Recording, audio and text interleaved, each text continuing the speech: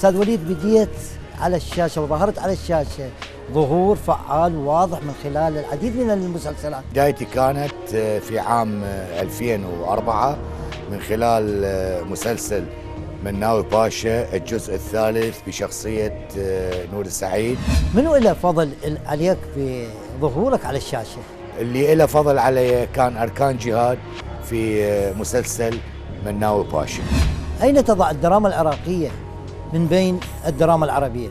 إذا حسبنا الدراما العربية المصرية والسورية والخليجية فراح نشوف الدراما العراقية متأخرة جدا. أحب الأعمال الفنية إلى نفسك؟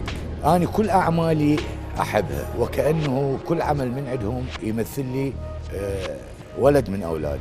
شخصية فنية تمنيت أن تجسدها؟ الشخصية الفنية اللي أتمنى أن أجسدها الشخصية التاريخية.